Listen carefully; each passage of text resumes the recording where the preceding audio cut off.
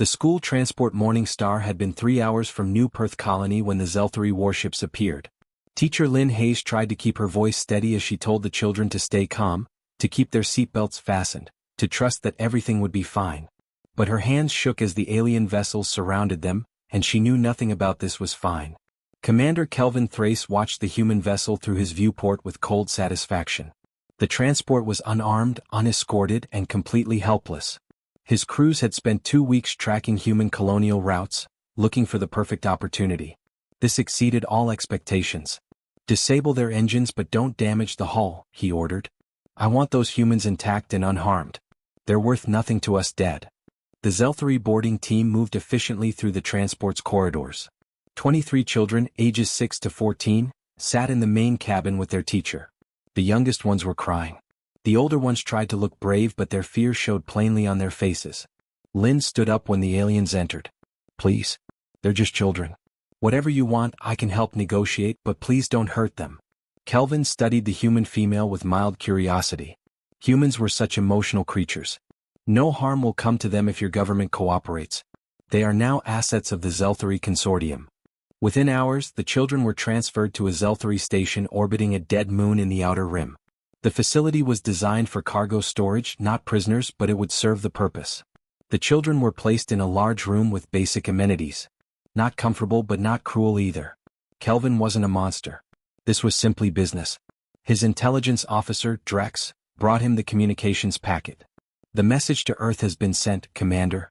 We've outlined our demands clearly. Mining rights to the entire Epsilon sector, plus commercial trade advantages in 3 other territories. And the response? Nothing yet. It's only been 6 hours. The transmission takes time. Kelvin nodded. They'll respond. Humans are weak to emotional appeals. Those crying children will break their resolve faster than any military threat. On Earth, in the Alliance Command Center deep beneath Geneva, Admiral Frank Carson stared at the transmission for the 5th time. The Zelthari had been foolish enough to include video. 23 children, sitting on cold metal floors, some crying, some trying to comfort the younger ones. Lynn Hayes stood behind them, her face pale but composed. Demands? He asked quietly. His aide, Captain Roy Mitchell, handed him the data slate. Territory concessions, mining rights, trade advantages. Standard hostage negotiation parameters.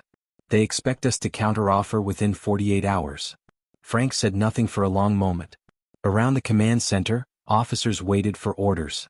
Some expected the usual diplomatic protocols to engage.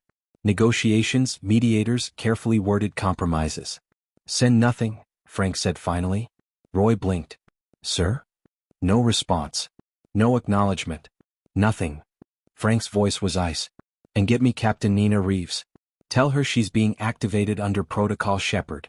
Protocol Shepard. Roy had heard rumors about it, but he'd never seen it invoked.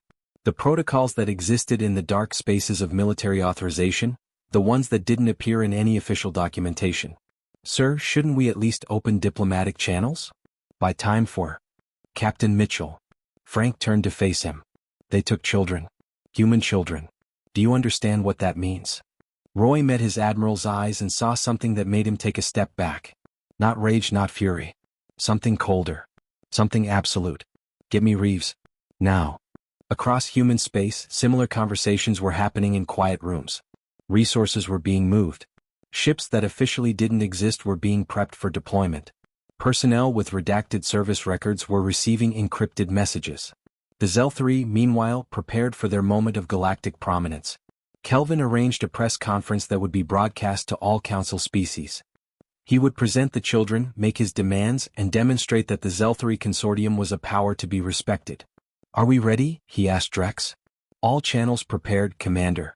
Representatives from 47 species are monitoring the feed. The children were brought into the broadcast chamber. They looked tired and scared. Perfect. Kelvin needed the galaxy to see their fear, to understand that human weakness. People of the Galactic Council, Kelvin began, his voice projected across space to dozens of worlds. The Zelthari Consortium holds 23 human juveniles. They are healthy and unharmed. They will remain so if the human government accepts our reasonable demands for territory and trade rights. He gestured to the children behind him. Several were crying again. Lynn Hayes held 2 of the youngest ones, glaring at Kelvin with helpless fury. We await Earth's response. We are prepared to negotiate in good faith. On the VRNN homeworld, Ambassador Trell watched the broadcast with growing horror. He'd dealt with humans for over a decade. He'd studied their history, their culture, their psychology. He knew what the Zelthari had just done. "Get me the Zelthari diplomatic channel," he told his aide urgently. "Now." When Kelvin's face appeared on screen, Trell didn't waste time with pleasantries. "You need to release those children immediately." Kelvin smiled. "Ambassador Trell, I'm surprised to see the VRNN involving themselves in." "Listen to me very carefully." Trell's voice was sharp. "You think you understand humans because they're new to the galaxy. You think they're weak because they follow diplomatic protocols. You're wrong. Release those children now before it's too late." "Too late?" Kelvin laughed. "For what? Earth hasn't even responded to our demands. They're paralyzed." "They're not paralyzed. They're deciding what to do with you." Trell leaned closer to the camera. "Humans have rules they follow, laws they obey, protocols they respect. But they also have lines that cannot be crossed. You just crossed the worst one. Their silence isn't weakness. It's something far more dangerous." Kelvin terminated the connection, annoyed. The VRNN were always so dramatic. Drex approached him cautiously. "Commander, several species have sent messages requesting we reconsider our approach. The VRNN, the Kel, even the Drajan have reached out. Let them worry. This is Zelthari business." Kelvin looked at the star charts on his display. Earth's nearest military assets were weeks away. The colony defense forces were minimal. He had time. He had leverage. He had already lost. In the darkness between stars, ships began to move. Not the bright painted vessels of the regular fleet. Not the ones that appeared on registry databases. These ships existed in classified files and black budgets, crewed by personnel whose faces didn't appear in official photographs. Captain Nina Reeves stood on the bridge of the Shadow's Edge, reading her orders one final time. They were brief. Almost brutal in their simplicity. Retrieve the children. No restrictions on methodology. No limitations on response. Authorization level, absolute. She looked at her crew. They'd all received the same message, the same activation. They all understood what it meant. "Plot course for Zelthari space," Nina said quietly. "Maximum stealth. And send a message to all Shepherd units. We're going to bring those kids home." She didn't say what would happen after that. She didn't need to. Everyone aboard already knew. The Zelthari had taken human children. They'd made their demands. They'd shown the galaxy what they'd done. Now they would learn what humans do in response. Nina Reeves had been on leave when the message came through. She was visiting her sister in Colorado, playing with her niece and nephew in the backyard, when her encrypted comm device vibrated with a priority alert. The moment she read the first line, everything else disappeared. "I have to go," she told her sister quietly. Her sister Sarah knew better than to ask questions. Nina had that look in her eyes, the one that meant something serious was happening. "Be safe." Nina kissed her niece on the head and was gone within 20 minutes. The briefing room was deep underground in a facility that didn't appear on any maps. When Nina arrived, she found 7 other captains already waiting. She knew most of them by reputation. They were all from the same shadowy branch of Earth's military, the units that operated beyond normal chains of command. Admiral Frank Carson entered without ceremony.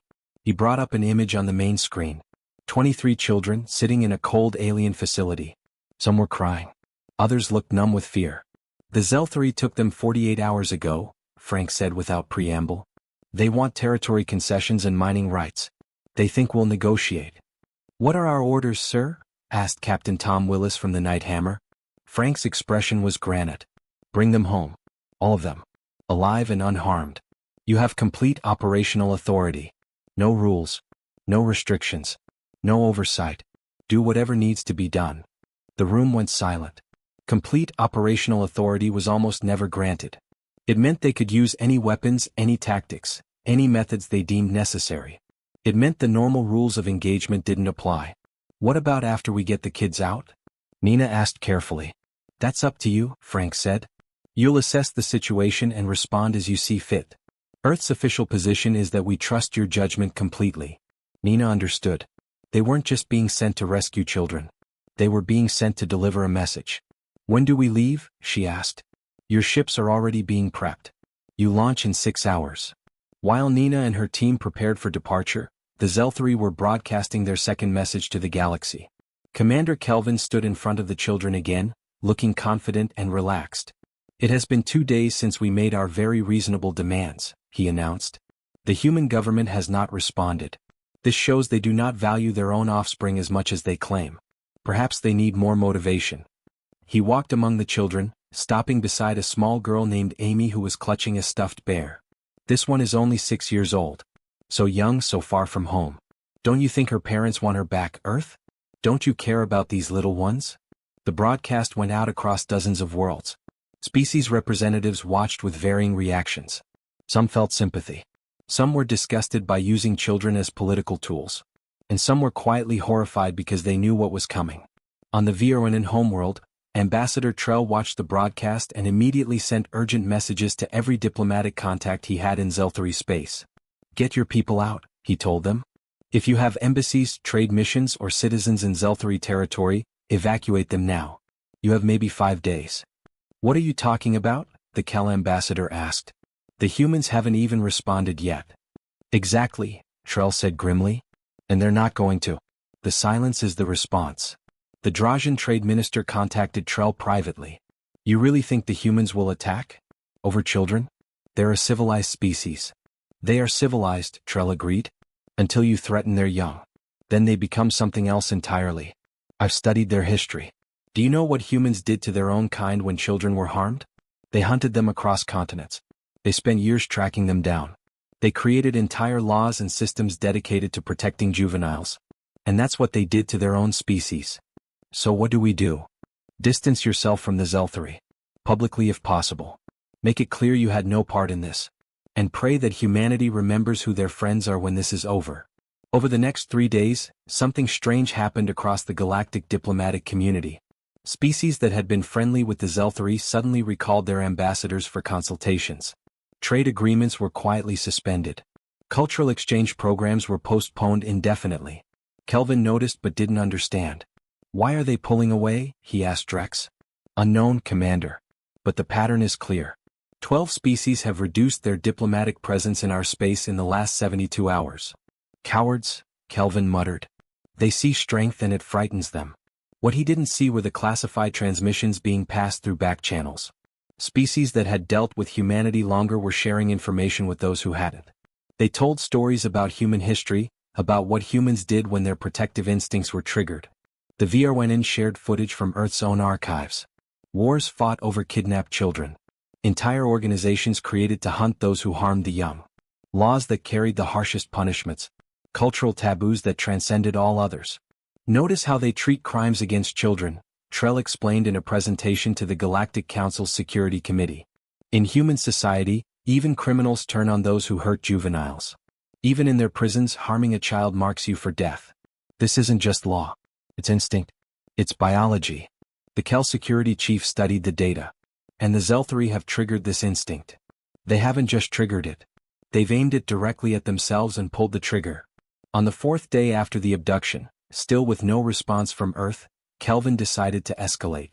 He prepared another broadcast, this time with an ultimatum. "We will wait 48 more hours," he announced to the galaxy. "If Earth does not accept our terms by then, we will begin relocating the children to separate facilities. They will be spread across Zelthari space where your military cannot easily reach them. The choice is yours, Earth. Negotiate or lose them." The broadcast ended. Kelvin felt satisfied. Surely this would force a response. In the command center on Earth, Admiral Carson watched the broadcast with several other high-ranking officers. When it ended, nobody spoke for a long moment. "Should we send something?" Roy Mitchell asked. "Maybe just to buy more time?" "No," Frank said. "Nina's team is almost in position. Any communication from us now would just put them at risk. Besides, the Zelthari made their choice. We're making ours." In deep space, 8 human vessels moved through the darkness like hunting predators. They used technology most of the galaxy didn't know humanity possessed. Stealth systems that bent light and fooled sensors. Weapons that could strike from distances that seemed impossible. And crews trained for operations that regular military forces never attempted. Nina stood on her bridge, watching the tactical display. Zelthari space was 3 days ahead. The station holding the children was marked in red on her screen. "Status report," she said quietly. Her tactical officer looked up. "All ships report ready, Captain. Weapons charged, stealth systems at maximum." Strike teams prepared for deployment. And the Zelthari? Still broadcasting their demands. No indication they've detected our approach. Nina nodded slowly. The Zelthari thought they had time. They thought Earth was weak, paralyzed by indecision and fear. They were about to learn how wrong they were. Maintain course, she ordered. And send a message to all ships. When we arrive, we move fast. Get those children out first. Everything else comes after. Understood, Captain. Nina looked at the image of the children on her secondary screen. 23 scared kids who just wanted to go home. They'd been prisoners for 4 days now. 4 days too long. We're coming, she whispered. Just hold on a little longer. The Zelthari sensor operator on duty at Station 12 was reviewing routine scans when his display flickered. Just once. A brief distortion in the normal readings, lasting less than a second. He marked it as background radiation and continued his shift.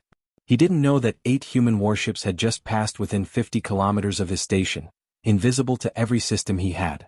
Nina watched the Zelthari facility grow larger on her tactical display. It was a cargo station never meant to hold prisoners. Security was minimal. The Zelthari hadn't expected anyone to find it, much less attack it. All teams report status, she ordered. One by one, her strike team leaders confirmed their readiness. 40 soldiers specially trained for hostage rescue operations. They'd practiced the assault plan 100 times during the 3-day journey.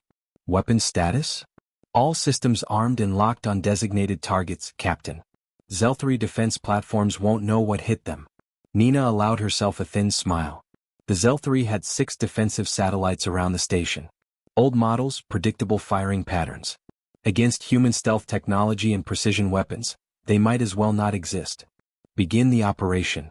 The attack happened so fast that Zelthari commanders would later struggle to explain it. The 6 defense satellites simply stopped functioning simultaneously. No explosions, no debris. Their systems were overwhelmed by electronic warfare technology the Zelthari had never encountered. One moment they were operational. The next they were floating junk. On the station, alarms began blaring 3 seconds later. But by then human boarding craft were already clamping onto the hull. Commander Kelvin rushed to the security center. What's happening? Report. Unknown contacts. They appeared from nowhere. Defense grid is down, Commander. They're boarding us. How many ships? We can't tell. Sensors are being jammed. Could be 1, could be 20. Kelvin felt ice forming in his stomach. This wasn't possible. Earth's nearest military forces were weeks away. He checked personally. Activate internal defenses. All security teams to the prisoner holding area. Protect the assets. But the human strike teams were already inside. Lieutenant Gary Price led his squad through the station corridors with practiced efficiency. They'd studied the station layout from long-range scans. Every turn, every junction, every hiding spot was memorized. Contact ahead, his point man whispered. 4 hostiles, armed, moving toward the holding area. Take them. The firefight lasted 6 seconds.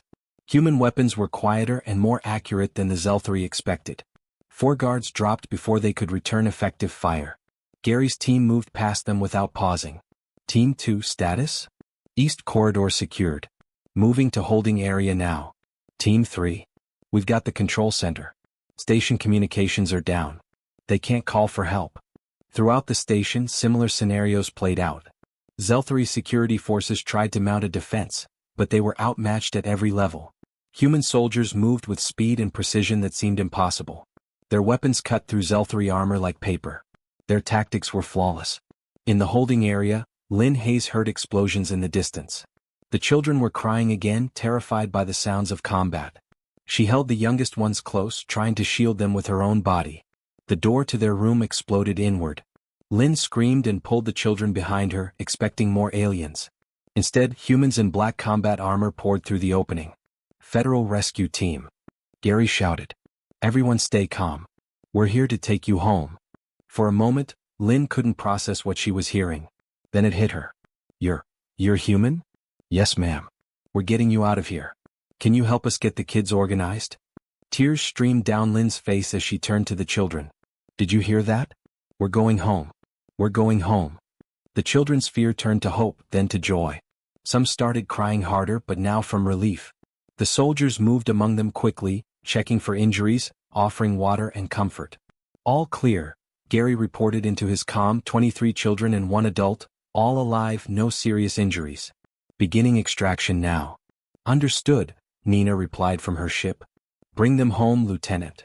The extraction took 12 minutes. Human soldiers formed a protective corridor through the station, moving the children toward the boarding craft. Any Zelthari who tried to interfere was quickly neutralized.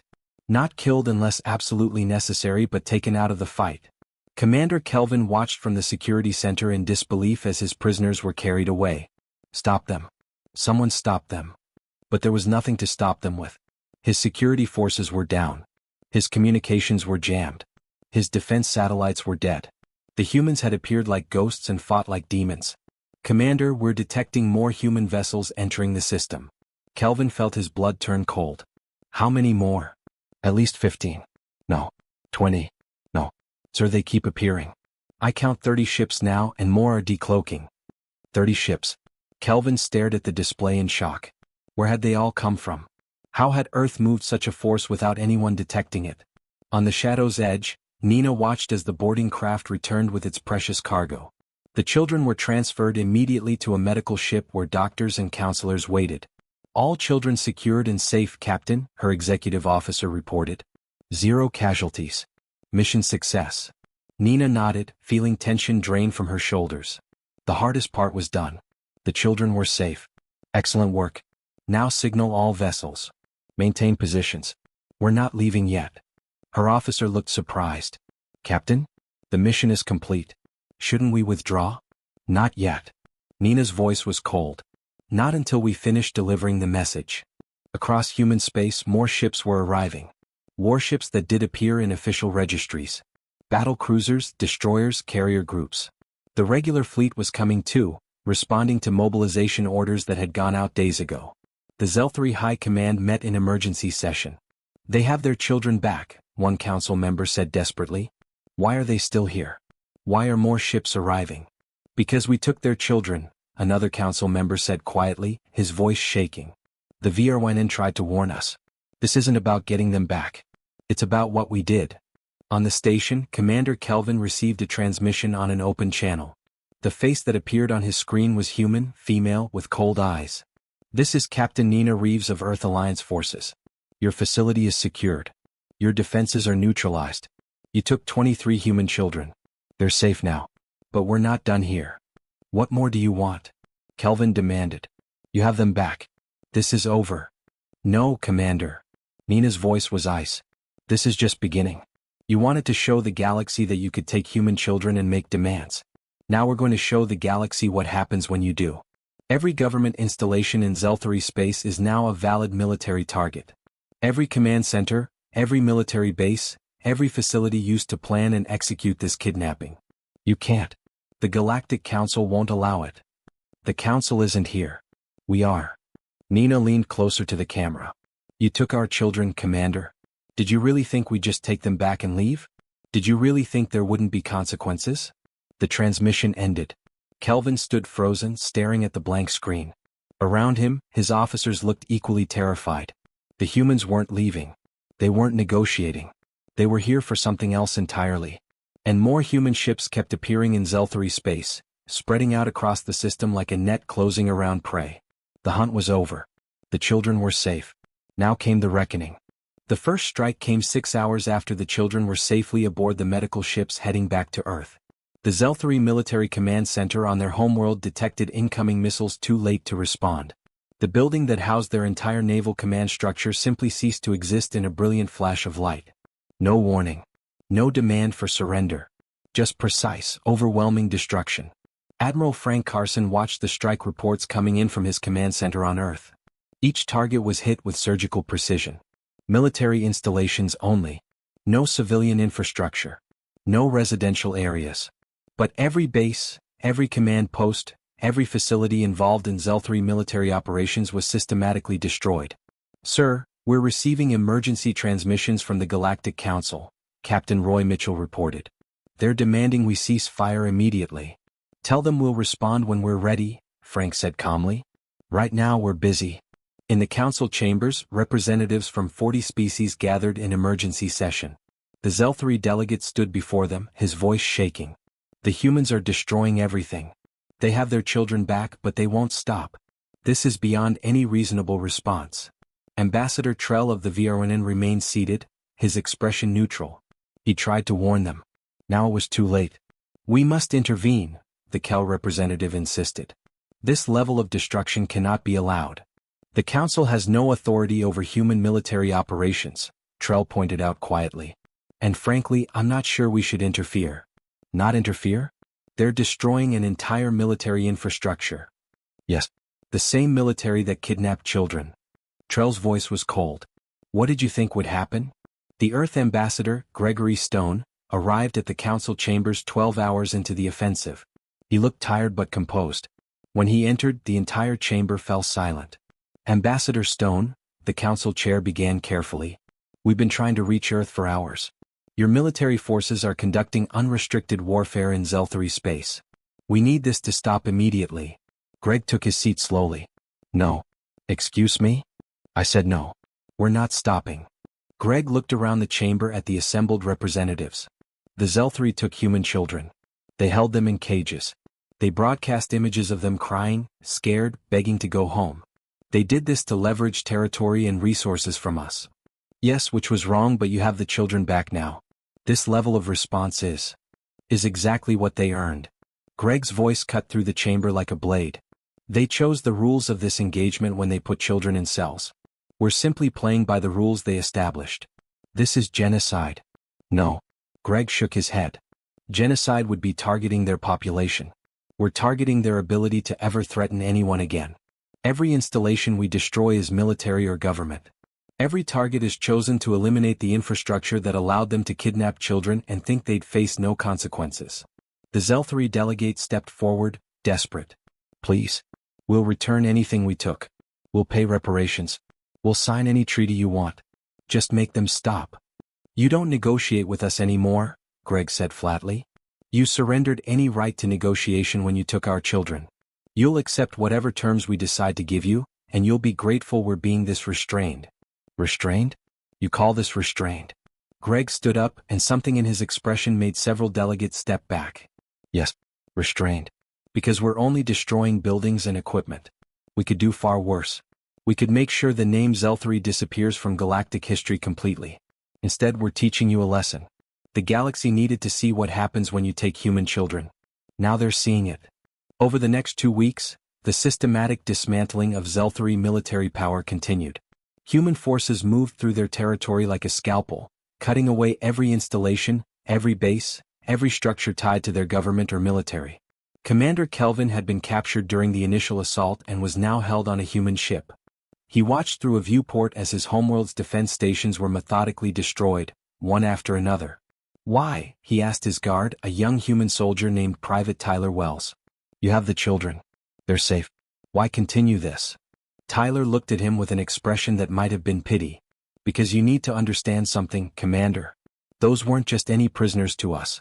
They were kids. Children. In human society, there's nothing worse than hurting a child. Nothing. We have criminals who won't even talk to people who harm children because it's so far beyond acceptable. But they weren't harmed. We fed them, gave them water, kept them safe. You put them in cages. You made them cry. You made them afraid. Tyler's voice was hard. You broadcast their tears across the galaxy to make political demands. Did you really think we'd just let that go? Kelvin had no answer. On the 18th day, the Zelthari High Council met in a bunker deep underground. It was one of the few government facilities the humans hadn't destroyed yet. They'd received a message from Captain Nina Reeves. They could surrender unconditionally or the strikes would continue. We have no military left, one council member said hopelessly. Our fleet is scattered or destroyed. Our defense platforms are gone. Our command structure doesn't exist anymore. We have nothing left to fight with. Then we have no choice, the council leader said. Prepare the surrender documents. The surrender was broadcast across the galaxy. The Zelthari government would be dissolved and reformed under human supervision. Every military asset would be surrendered. Reparations would be paid not just to Earth, but to establish a fund for child welfare across human space. Zelthari would accept permanent monitoring stations in their territory. And they would formally acknowledge that their actions constituted crimes against humanity. The terms were the harshest ever imposed by humanity on another species. The council representatives reading them were shocked. "This is practically annexation," the Kel representative whispered. "It's what they earned," Greg replied simply. On the 21st day after the abduction, the children arrived home on Earth. Massive crowds gathered at the spaceport. Parents who'd spent 3 weeks in agony finally held their children again. The reunion was broadcast worldwide, and there wasn't a dry eye watching. Little Amy, the 6-year-old girl with the stuffed bear, ran into her mother's arms crying, "Mommy, I knew you'd come. I knew it." Her mother held her so tight, sobbing, "I'm sorry, baby. I'm so sorry it took so long." "It's okay." The soldiers came. They said Earth always comes for its children. Nina Reeves watched the reunions from a distance, still in her combat uniform. She'd been ordered to attend the ceremony, but she stayed in the back, away from the cameras. Admiral Frank Carson found her there. "Good work, Captain. You brought them all home." "We did what needed to be done, sir. More than that. You sent a message that the entire galaxy received." Frank looked out at the families reuniting. "No one will ever make this mistake again." Nina nodded slowly. "I hope not, sir. Because if they do, we'll do this again. Every single time." Frank smiled grimly. "I know. That's exactly what I'm counting on." Across the galaxy, species leaders updated their diplomatic databases. New protocols were established. Cultural experts published papers on human psychology and protective instincts. Military academies added new case studies to their curriculum. The lesson was clear and absolute. Humanity could be negotiated with, reasoned with, even fought against an honest war. But their children were untouchable. That line could never be crossed. The Zelthri had learned this lesson the hard way. They'd paid for it with their entire military infrastructure and their independence. But they'd learned it. And the galaxy would never forget. 3 months after the children came home, Captain Nina Reeves stood in a room that officially didn't exist, receiving a medal that would never appear in any public record. Admiral Frank Carson pinned it to her uniform in silence. There were no cameras, no speeches, no audience beyond the other officers who'd participated in the operation. "You did something important," Frank said quietly. "Not just rescuing those children. You reminded the galaxy who we are." Nina nodded once. The medal felt heavy on her chest, but not as heavy as the responsibility she'd carried for those 3 weeks. "The children are doing well, sir?" "Most of them. Some nightmares, some anxiety. But they're home with their families. They'll heal." Frank paused. The youngest one, Amy, she told her mother that she knew we'd come. She never doubted it. Nina felt her throat tighten. "Good. That's how it should be." Similar ceremonies were happening in other secret locations. Soldiers who'd breached the Zelthri station received commendations they could never show their families. Pilots who'd flown the stealth ships got promotions that wouldn't appear in official records. The people who'd planned and executed the operation were honored in shadows, their achievements known only to each other. It was better that way. The mission had never been about glory. At the Galactic Council headquarters, a very different kind of ceremony was taking place. The Council's Xenopsychology Department had prepared a comprehensive report on human behavior, specifically regarding their young. Every species representative received a copy. Ambassador Trell of the VRNN presented the findings to a packed chamber. "We've studied human history extensively," he began, displaying images on the main screen. "What we've learned should concern every species in this council. Humans have evolved with perhaps the strongest parental protective instincts in the known galaxy." The screen showed graphs and data from Earth's own records. Crime statistics, legal codes, cultural taboos. In human society, crimes against children carry the severest punishments. Even among their own criminals, those who harm children are considered the lowest and most despised. This isn't just law. It's biology. Evolution has hardwired humans to protect their young at any cost. The Kel representative raised a hand. "But many species protect their offspring. Why are humans different?" "Scale and intensity," Trell replied. "Human children are dependent for far longer than most species. They require years of care and protection. This extended childhood has created protective instincts that don't turn off. A human will protect not just their own children but any children.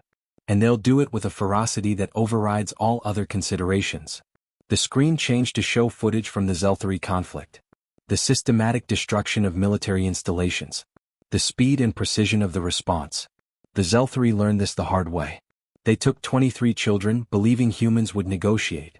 Instead, they triggered a response that nearly erased their civilization. And humans showed remarkable restraint in their view. They only destroyed military targets. They could have done far worse. A new delegate from a species humanity hadn't encountered yet spoke up.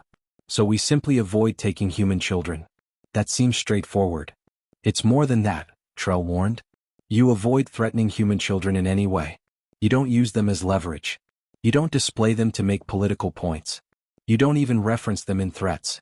Humans view any threat to children as an absolute line that cannot be crossed. The council chamber fell silent as the implications sank in. We're updating all first contact protocols, the council chair announced. Every species database will include this information. Future diplomats will receive mandatory training on human psychology, with special emphasis on their protective instincts regarding offspring. On Earth, life was slowly returning to normal for the rescued children. Lynn Hayes, the teacher who'd been captured with them, had returned to work at a new school. The parents of New Perth Colony had asked her to continue teaching, saying their children trusted her and felt safe with her. She stood in her new classroom, watching her students work on their lessons. Most of the children from the transport were in this class now. Their parents wanted them together with someone who understood what they'd been through. Miss Hayes? Amy approached her desk, clutching her stuffed bear. Can I ask you something? Of course, sweetie. Why did they come for us so fast? The other alien seemed really surprised. Lynn knelt down to Amy's level. Because you're important. All children are important to humans. When someone takes a child, when someone hurts a child, we stop everything else and we make it right. That's just who we are. Even if we're not their own children? Especially then. It doesn't matter if we're related or not. If you're a child who needs help, humans will come. Every single time. Amy hugged her bear tighter. I like that. Me too, honey. Me too. Across the galaxy, the ripple effects of the Zelthari incident continued to spread. Species that had never paid much attention to humanity suddenly became very interested in understanding them. Diplomatic academies added entire courses on human psychology. Trade negotiators learned about human values and taboos. Military strategists studied the swift and overwhelming response to the kidnapping. The Drajan Confederacy, a powerful empire that had previously dismissed humanity as insignificant, held emergency sessions of their war council. We need to revise our threat assessment of humanity, their military commander stated flatly. We classified them as a minor power with limited reach. That was incorrect. They deployed 30 warships we didn't know existed, another officer added. Ships with stealth technology superior to our own. Weapons we couldn't track. And they coordinated a response across multiple star systems in less than a week. This is not a minor power. What's our new classification? The commander hesitated. Major threat. Do not engage unless absolutely necessary. And under no circumstances involve human juveniles in any conflict scenario. Similar conversations were happening in dozens of capitals across the galaxy. Humanity's response to the Zelthari had accomplished something that decades of diplomacy never could. It had established respect. A year after the incident, the Galactic Council held a memorial service for the lives lost during the conflict. It was a small ceremony, dignified and respectful. The Zelthari who died in the human strikes were honored, despite their government's crimes. Ambassador Greg Stone attended, standing beside the new Zelthari representative. The old government had been dissolved. New leadership had been elected under human supervision. I want you to know, the Zelthari said quietly, we understand now what we did. Why you responded the way you did. We teach our children about it now so this never happens again. Greg nodded. Good. That's all we wanted. Not vengeance. Not destruction. Just understanding. The galaxy fears humanity now. No, Greg corrected gently. They respect us. There's a difference. Fear would mean they avoid us entirely. Respect means they deal with us honestly, knowing there are lines that can't be crossed. In the Council's central database, the entry for humanity had been updated with a simple warning that every diplomat, every trader, every species representative would read. Humans are willing to negotiate on virtually any matter.